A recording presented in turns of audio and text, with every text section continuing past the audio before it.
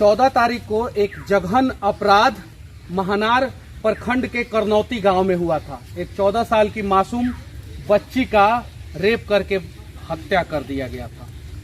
यहाँ पे एक बिहार के फेमस शिक्षक आए हैं और इस बच्ची के लिए आवाज उठाने के लिए आए हैं, और वो इसलिए आए हैं क्योंकि जिस बच्ची का हत्या हुआ है रेप करने के बाद, वो भी बच्ची एक शिक्षक की ही बेटी थी। विपिन सर, सबसे पहले तो आपका सच तक न्यूज में स्वागत है। और मैं ज्यादा कुछ नहीं, पहला सवाल यही पूछूंगा कि हर दिन बिहार में 4 से 5 बच्चियों का रेप किया जाता है, इसको क्या कहना चाहते हैं? बिल्कुल सर, और ऐसी चीजें जब आप देखते हैं तो एकदम मतलब शरीर कांप जाता है ये दरिंदगी देखकर। और बहुत मतलब किस तरफ जा रहा है इंसान, मुझे ये नहीं लगता कि उसके अंदर कोई भी दया भावना है कि नहीं, कि एक बच्ची जो तड़प रही होगी उसके सामने। उसका तोड़ दिया गया था दोनों हाथ, मतलब सोच के देखिए कि वो अपने प्राण की भीख मांगती रही होगी और उसको कैसे निर्मम हत्या किया गया, उसके साथ जघन्य अपराध किया गया। मेरे इलाके में इधर, चूंकि मेरा घर इससे 5-7 किलोमीटर के अंदर ही है, मेरे इलाके में ऐसा कोई घटना कभी नहीं हुआ करता था। वो चीजें मेरे गांव तक भी पहुंच गया है आज। ये बहुत ही दुर्भाग्य की बात है हमारे समाज के लिए। सरकार को कदम उठाना चाहिए, ऐसा ठोस कदम कि ऐसी दरिंदगी करने वालों को ऐसा सजा दिलवाए कि कोई दोबारा न सोचे। हम लोग बार बार कैंडल मार्च निकालते हैं, पूरे देश में ये होते रहता है, हर बार आवाज उठती है, कोई ना कोई इस तरह का घटना होता है तो, लेकिन उसका कोई फर्क नहीं पड़ता है। क्योंकि अगर फर्क पड़ता और डर होता किसी एक सजा के बाद, तो कोई दूसरा अगली बार नहीं करता। तो आज मैं ये भी नहीं कहूंगा कि किसी एक पार्टी को। सोशल मीडिया पे बहुत सारे फॉलोअर हैं आपके यूट्यूब चैनल पे भी बहुत सारे फॉलोअर हैं, बच्चे हैं जी। आप उन बच्चों से क्या संदेश दीजिएगा इस प्रकार के घटना घटने के बाद? इस प्रकार के घटना घटने के बाद देखिए, सबसे बड़ी बात है कि हम सबसे पहले तो हम सतर्क होंगे। खास के अपनी बच्चियों की सुरक्षा के लिए तो बहुत सतर्क होना जरूरी है कि हम अपनी बच्ची को, अभी ऐसा समय आ गया है, मुझे लगता है मनीष जी, ये मुझे लगता था कि पहले होता था कि कोई सड़क बहुत फांका होता था तो अकेले लोग नहीं निकलते थे। डीएसपी साहब कहते हैं कि सुबह 5 बजे बच्ची पढ़ने क्यों गई? बताइए। तो डीएसपी साहब 2 गार्ड दे दे बच्चियों को पढ़ने के लिए। जब डीएसपी साहब को ये लगता है कि सड़क में 5 बजे कोई खतरा है और 6 बजे अगर बच्चे का कोचिंग है, यहाँ से 15 किलोमीटर साइकिल चला के जाती है सर, तो 5 बजे नहीं जाएगी तो कैसे जाएगी? और आपको पता है कि खतरा है सड़क में, तो क्यों नहीं 2 चौकीदार लगा देते हैं आप वहाँ पर?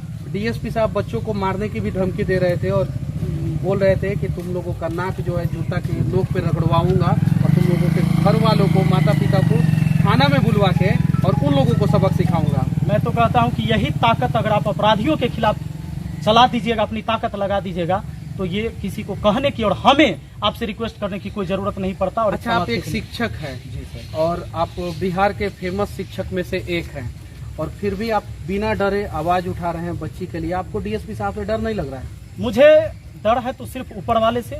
मैं जानता हूं कि मैं अपने अंदर से मैंने कोई गलती नहीं किया है इस आवाज को उठाकर, तो मुझे किसी का डर नहीं। अगर मैं गुनहगार हूं तो मुझे फांसी पर चढ़ा दो। अच्छा, लेकिन अगर करने वाले लोगों को क्या सजा होना चाहिए? देखिए, रेप करने वालों का जो भी सजा है संविधान में सब लिखा हुआ है।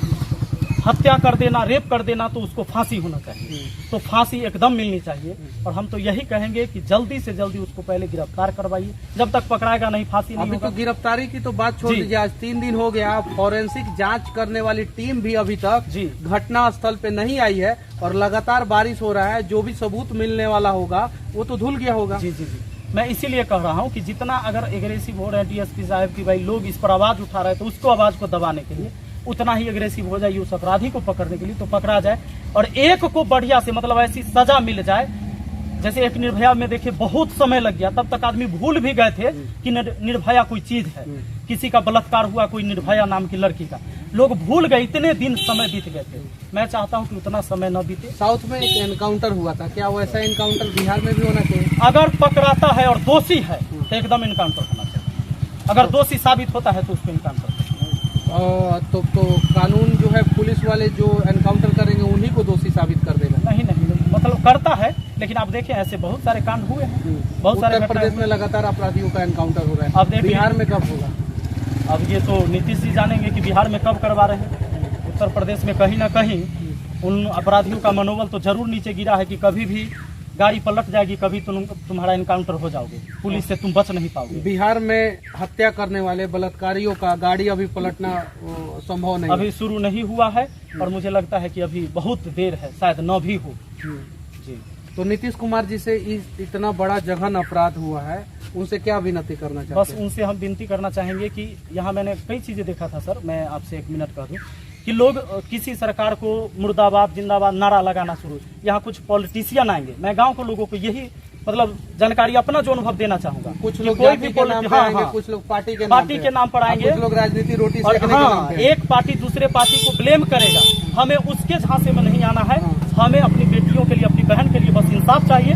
और सरकार से तो हम हाथ जोड़कर निवेदन करेंगे कि आपकी बेटी है, आपकी छवि धूमिल हो रही है इस देश में। अगर किसी बेटी का बलात्कार होता है और हत्याएं होती है तो ये आपकी छवि धूमिल हो रही है।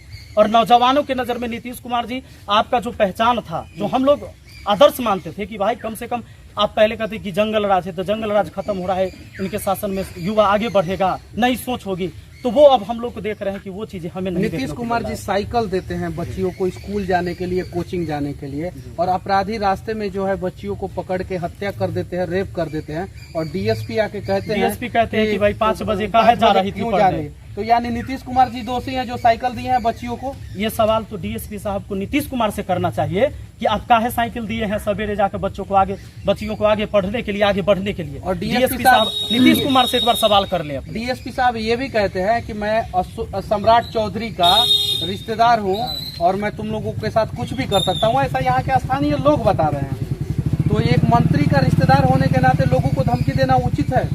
सबसे बड़ी बात है कि आपने देखा होगा भस्मासुर को भी ना, जब ताकत मिला था ना, उसने भगवान से केवल ताकत मांगा था।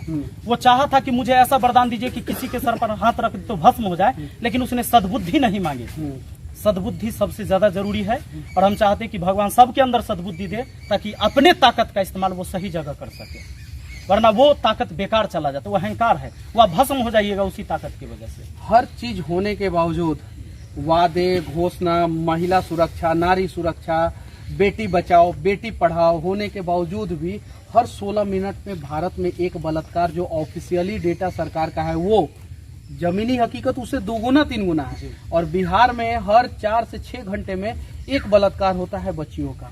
इस पे क्या कहना चाहते हैं? देखिए, इसमें कुछ ऐसे मानसिकता के लोग हैं, पहले भी ज्यादा होता था, पहले भी बलात्कार सब दिन हुआ है, आज भी हुआ, लेकिन हमें इसको रोकना होगा।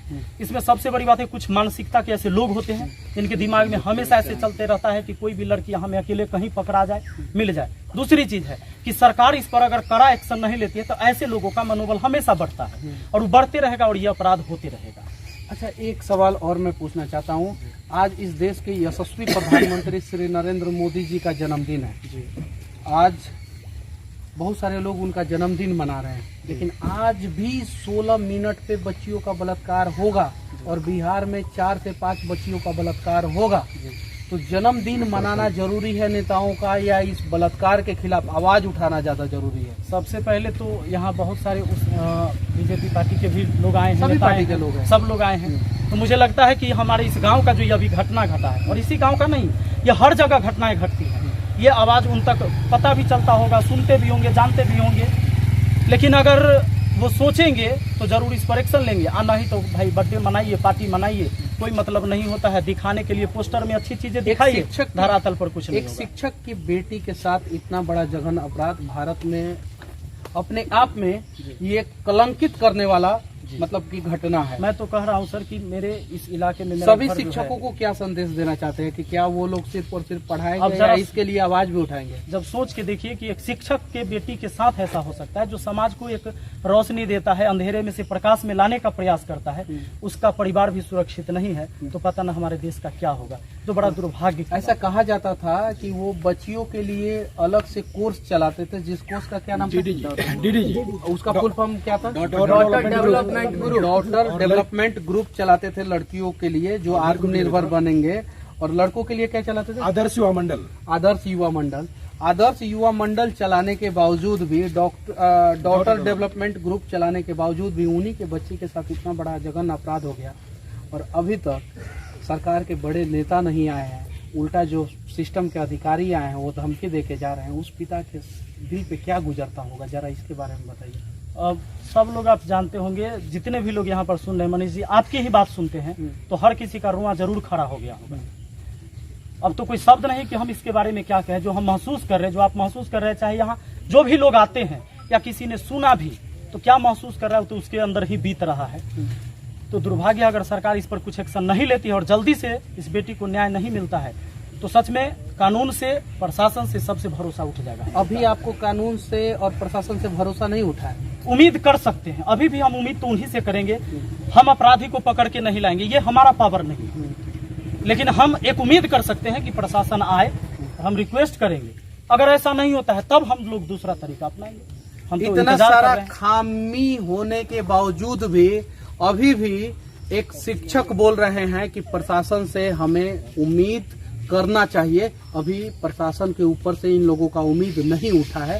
तो कृपया करके डीएसपी साहब से विनती है कि अंग्रेजी हुकूमत चलाने का प्रयास न करें और मंत्री जी का धौंस दिखाने का प्रयास न करें, क्योंकि देश 1947 में आजाद हो गया था। हालांकि कुछ लोगों को आप लोग गुलाम बना के रखे हैं, लेकिन कुछ लोग आजाद हैं जो आप लोगों के हर एक गलतियों के खिलाफ जो है आजादी के साथ आवाज उठाएंगे और इस शिक्षक को इंसाफ दिलाने का प्रयास करे, उस बच्ची को इंसाफ दिलाने का प्रयास करे जिसका हत्या किया गया था, जिसका दोनों हाथ तोड़ दिया गया था, पैर तोड़ दिया गया था, कमर तोड़ दिया गया था, मुंह पे जो है वो गमछा बांध दिया गया था और उसके बाद से रेप करके उसको जो है पानी में फेंक दिया गया था। तो इस प्रकार का घटना फिर बिहार में दोबारा कहीं ना घटे, इसके लिए भी प्रशासन को अपराधी को जल्द से जल्द पकड़ के और कड़ा से कड़ा सजा देना चाहिए और कोर्ट को स्पीड ट्रायल के अंतर्गत जो है 6 महीना के अंदर अंदर जो है अपराधियों को फांसी पे लटका देना चाहिए। हम यही विनती करते हैं और बिहार के सभी शिक्षकों से कहते हैं कि एक शिक्षक की बेटी के साथ इस प्रकार का जघन्य अपराध हुआ है। आप सभी लोग आगे आए, जैसे विपिन सर आगे आए हैं और उस बच्ची के लिए आवाज उठा रहे हैं, आप लोग भी आगे आके उस बच्ची को इंसाफ दिलाने का प्रयास करें। बाकी अपराधियों को जब तक नहीं पकड़ा जाएगा तब तक सच तक न्यूज ही नहीं, बिहार के सभी न्यूज चैनल लगातार निष्पक्ष तरीके से पूरी ईमानदारी के साथ आवाज उठाते रहेंगे, क्योंकि इंसाफ दिलाना जरूरी है।